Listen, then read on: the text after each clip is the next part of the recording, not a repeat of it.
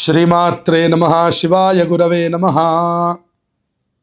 శ్రీ మహాగణాధిపతయే నమః. మకర రాశి వారికి ఆగస్టు నెలలో ఉన్నటువంటి యొక్క శుభాశుభ ఫలితాల గురించి తెలుసుకుందాం. ముందుగా మనం గ్రహస్థితిని కనుక చూసినట్లయితే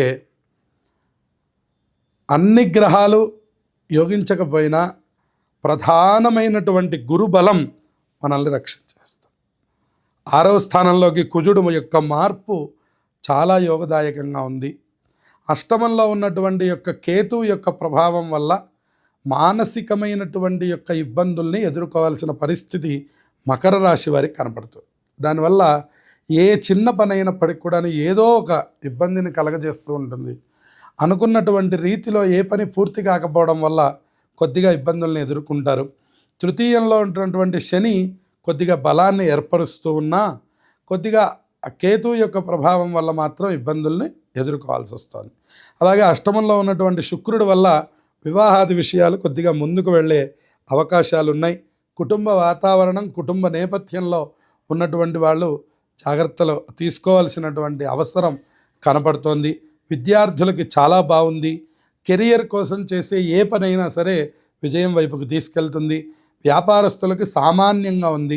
కొత్త పెట్టుబడులు పెట్టకుండా ఉండడం చెప్పదగినటువంటి సూచన. ఒక్కొక్క చోట డబ్బు ఇబ్బంది కలిగి ఏ పని చేయలేని పరిస్థితులు కూడా ఈ రాశి వారికి కనపడుతూ ఉన్నాయి. ఒక పక్కన ఎప్పుడైతే నెల చివరి భాగంలో ఉన్నటువంటి యొక్క రవి యొక్క మార్పు జరుగుతోందో అక్కడి నుంచి కొద్దిగా ఇబ్బంది కనపడుతోంది. ప్రథమార్థం అంతా చాలా బాగుంది. మొదటి నుంచి ఉన్నటువంటి కాలం 17వ తారీఖు వరకు చూస్తే చాలా బాగుంది అని చెప్పుకోవాలి.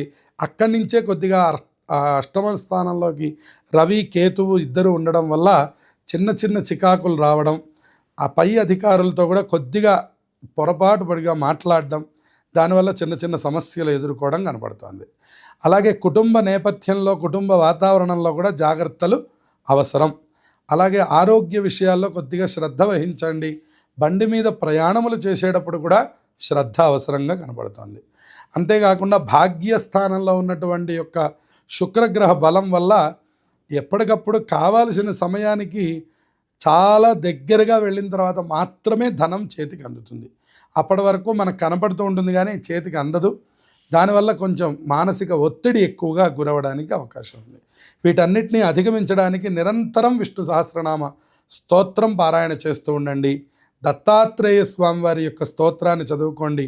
సకల శుభాలు కలుగుతాయి. జయం.